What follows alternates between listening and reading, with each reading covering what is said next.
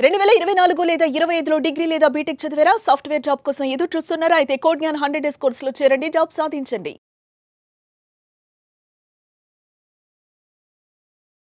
Hello Ram sir. Hi Naraju. Narcissistic behaviour కొంతమందిలో మనం చూస్తూ ఉంటాం.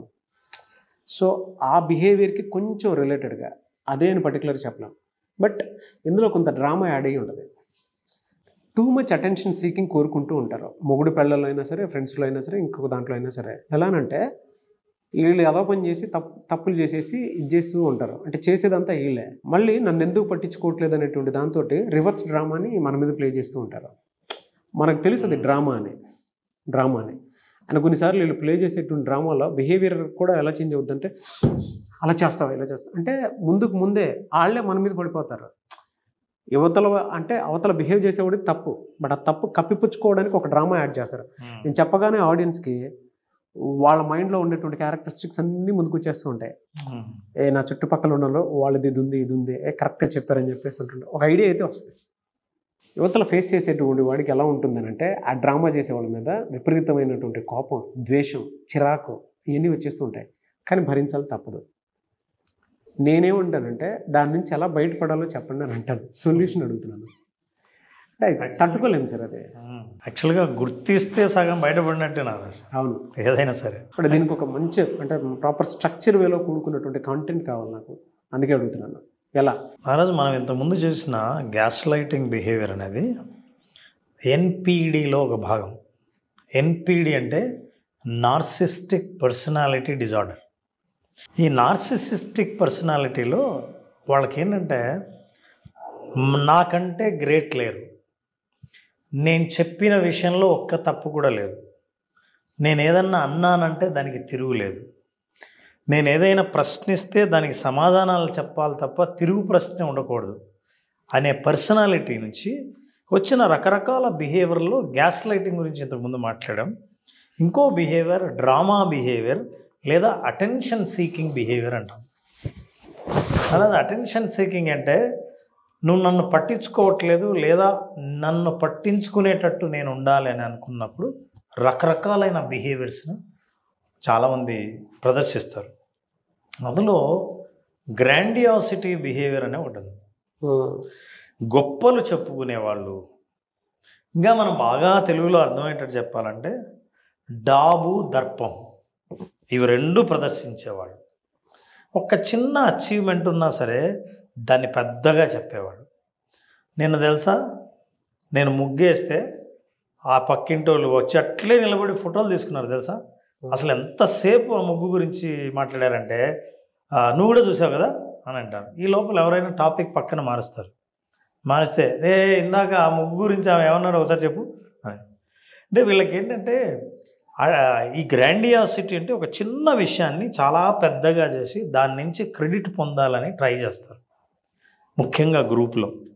ఆ గ్రూప్లో నేను ఎక్కడ చిన్న పడిపోతాను, నన్ను ఎక్కడ తక్కువగా చూస్తారో, నన్ను చూడవలసినట్లు చూడరేమో అని తాను గ్రాండ్గా చేసుకోవడం కోసం చేసే బిహేవియర్స్ని గ్రాండియాసిటీ బిహేవియర్స్ అంటారు. రెండవది అటెన్షన్ సీకింగ్ బిహేవియర్. ఇవి రెండు కామన్. ఇప్పుడు ఇందాక నువ్వు అడిగిన దాంట్లో డ్రామా బిహేవియర్ అటెన్షన్ సీకింగ్ బిహేవియర్లో వస్తుంది. అది యాక్చువల్గా చిన్నప్పటి నుంచి పిల్లలకు అలవాటు ఉంటుంది నాలెడ్జ్. ఎందుకంటే రెండు రకాలైనవి ఉంటాయి, పాజిటివ్ బిహేవియర్, నెగిటివ్ బిహేవియర్. ఏదైనా బొమ్మ వేస్తే నా బొమ్మ చూడండి అని అందరికీ చూపించితే అది పాజిటివ్ బిహేవియర్. లేదా నేను ఏదైనా ఒక పని చేస్తే నా పని పర్ఫార్మెన్స్ ఎలా ఉందో ఒకసారి ఫీడ్బ్యాక్ ఇవ్వమని అందరినీ అడగటం, అది ఒక positive attention seeking behaviour. Negative seeking behaviour అంటే సెల్ఫ్ హార్మ్. ఇగో నేను కోసుకుంటా, దూకుతున్నా, నువ్వు ఇట్లా చేస్తే కిందే వేస్తా, ఇవన్నీ harming behaviour, negative attention seeking behaviour. ఇది చిన్నప్పటి నుంచి వస్తుంది. ఇది కూడా పర్సనాలిటీ డిజార్డరే. సెల్ఫ్ ఎస్టీమ్, సెల్ఫ్ కాన్ఫిడెన్స్ తక్కువగా ఉన్నప్పుడు మనుషులు ఫీల్ అయ్యేది. ఇక పెద్ద అయిన తర్వాత మనకు సమాజంలో కనిపించే చాలామంది ఈ డ్రామా బిహేవియర్ ఏంటంటే, ఏది చెప్పినా చాలా డ్రామాటిక్గా చెప్తారు. జరిగిన సంఘటన కూడా, ఇప్పుడు నేను ఇక్కడ ఉన్నానండి, అతను అలా వచ్చాడు, వచ్చి చూస్తూనే ఉన్నాడు, నేను చూస్తున్నా, మళ్ళీ చూశాడు, నేను అట్లా తిప్పానో లేదో ఇట్లా వచ్చాడు, అలా ఏముండదు, అతను వచ్చి ఇట్లా చూశాడు, ఏం చూశారు, దీనికి ప్రతి స్టెప్ యాడ్ చేసి అద్భుతమైన డ్రామా యాడ్ చేస్తారు. ఈ డ్రామా వల్ల బాడీ లాంగ్వేజ్ కూడా చాలా extrovert body language, highly expressive body language ఉంటుంది. సైలెంట్ ట్రీట్మెంట్ ఎక్కువ ఉంటుంది ఇందులో. సైలెంట్ ట్రీట్మెంట్ విత్ అంటే దీని ద్వారా మీరు ట్రీట్ అవుతారు బిహేవియర్ ద్వారా. అంటే ఇప్పుడు నలుగురిలో నన్ను గుర్తించాలి, నేను చెప్పేది కరెక్ట్ అని మీరందరూ గమనించాలి అంటే డ్రామా బిహేవియర్. ఇందులో మళ్ళీ బ్లాక్మెయిల్ ఉంటుంది. మీరు ఇందాక చెప్పారు చూసారు కదా, అంటే క్యారెక్టరిస్టిక్స్లో నేను కోసుకుంటా, నేను ఇచ్చేస్తా, అంటే అటెన్షన్ సీకింగే.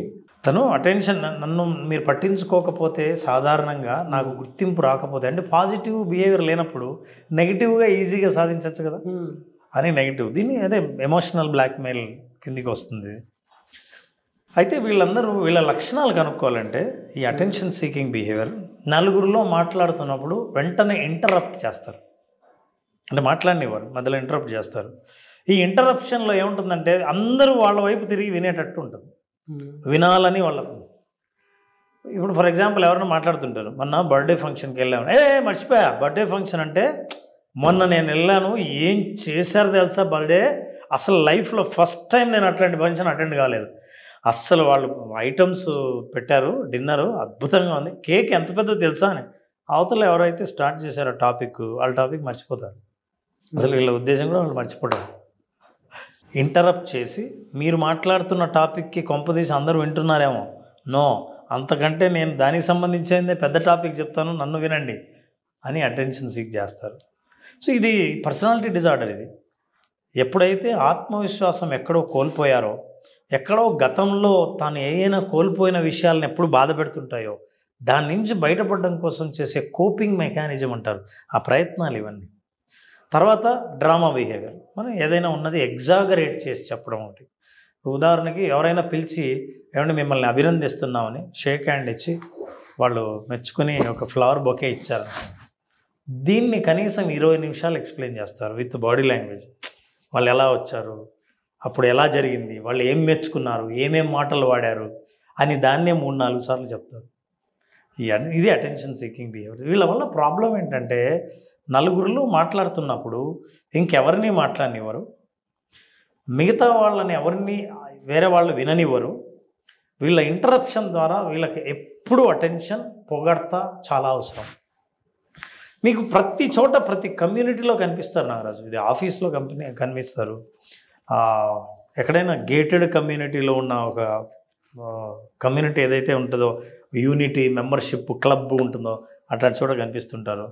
అందరూ వాళ్ళని అట్రాక్ట్ చేయాలని చేసే ప్రయత్నం డ్రెస్ ద్వారా కానీ, మాటల ద్వారా కానీ, బిహేవియర్ ద్వారా కానీ ప్రతిసారి ఆ ప్రయత్నం చేస్తూనే ఉంటారు. ఆ ప్రయత్నం ఫెయిల్ కాకుండా ఒకవేళ ఎవరు గుర్తించలేదంటే చెప్పినప్పుడు వీళ్ళే ఆ టాపిక్ని తీసుకొచ్చి ఆ టాపిక్ని తెలియకుండానే వాళ్ళ వైపు మరల్చి ఆ అటెన్షన్ని పొందుతారు. ఇదంతా నార్సిసిస్టిక్ బిహేవియర్. అంటే ఈ ప్రపంచంలో నేను ఎవరిని యాక్సెప్ట్ చేయను, నేను ఏదైనా మాట్లాడానంటే నా మాటని అందరూ వినాలి, నా మాటని యాక్సెప్ట్ చేయాలి. దీనివల్ల ఏమవుతుందంటే ఏదైనా కాన్ఫ్లిక్ట్ ఉన్నప్పుడు, అభిప్రాయ భేదాలు ఉన్నప్పుడు, కొత్త విషయం ఉన్నప్పుడు అవతల వాళ్ళు చెప్పాలంటే భయపడతారు. మీరు వినే రకం కాదు. మీకంటూ ఒక ఆర్గ్యుమెంట్ స్టాండర్డ్గా ఉంటుంది, మీరు ఏమన్నా చెప్పండి దాన్ని గట్టిగా వ్యతిరేకించడానికి సిద్ధంగా ఉంటారు. సో ఇది వీళ్ళ పర్సనాలిటీ. మీరు అలా మాట్లాడుతుంటే ఆడియన్స్కి కూడా మీరు చెప్పిన క్యారెక్టరిస్టిక్స్ అన్నీ మా చుట్టుపక్కల ఉన్నా సరే మేము అనుభవించి వదిలించుకోలేదు చచ్చిపోతున్నాం అని చెప్పేసి అనుకునేటువంటి వాళ్ళు చాలామంది ఉన్నారు. కింద కామెంట్ బాక్స్లో పోస్ట్ కూడా చేస్తారు. కొంతమంది అయితే పేర్లు పెట్టినా ఆశ్చర్యపోయే పని లేదు. అంటే అంత పేషెన్స్ లెవెల్స్ని దాటిపోయి ఉంటారు సార్. అసలు భరించడం కష్టం, చాలా దారుణం, చాలా కష్టం భరించాలంటే. ప్రతి దాంట్లోనూ ఎమోషనల్ బ్లాక్మెయిల్తో కూడుకున్నటువంటి, అంటే ఎంతసేపు వాళ్ళ సొంత డబ్బాకి. అది ప్యూర్ నార్సిస్టిక్ బిహేవియర్ అంటే అది కాదు, ప్యూర్ డ్రామా. ఇది డ్రామా. వాళ్ళ అటెన్షన్ ఇచ్చేయడం కోసం ఒక ఇన్సిడెంట్ని కావాలని హోల్డ్ చేసి ఒక 24 అవర్స్ తర్వాత కూడా దాన్ని ఓపెన్ చేసి డ్రామా స్టార్ట్ చేస్తారు. నాకు మీరు చెప్తుంటే కొంతమంది ఈ డ్రామాలో అంటే అవతలని రెచ్చగొట్టడానికి, అవతల వాడిని ట్రాప్లోకి తీసుకోవడానికి, అవతల వాడిని అటెన్షన్ గ్రాప్ చేయడానికి వీళ్ళకి వెళ్ళి వాళ్ళ ముందు ఇలా కొట్టేసుకోవటము, లేదంటే వాళ్ళకి ముందే అవతల ఉన్న వాడి ఎమోషన్స్ ఏవైతే ఉన్నాయో వాటిని ట్రాప్ చేసి వీళ్ళకి అనుగుణంగా మార్చుకొని మాట్లాడటము, లేదా నేను కోసుకుంటాను, నేను చేసుకుంటాను, నేను చేసుకుంటాను, అటెన్షన్ కావాలి వీళ్ళకి అంతే. ఇంకా ఏమీ కనెక్టింగ్ చేయలేరు అసలు. బిహేవియర్ చూడాలంటే నారాజు కొన్ని కామన్ ఇన్సిడెంట్స్. బర్త్డే ఫంక్షన్ అవుతుంది అనుకుందాం, లేదా ఒక ఈవెంట్ జరుగుతుంది, గ్రూప్ ఫోటోకు అందరూ వెళ్ళారు. ఇప్పుడు వీళ్ళని పిలుస్తారా లేదా అని చూస్తారు. వాళ్ళందరూ ఫోటో తీసుకున్నారు. తీసుకుంటే చూసి వీళ్ళకు సపరేట్ ఫోటో కావాలి, అంటే గ్రూప్లో ఉండరు. నన్ను సపరేట్గా పిలిచారా లేదా, నేను ఇంపార్టెంటా కాదా, దే డోంట్ మైండ్.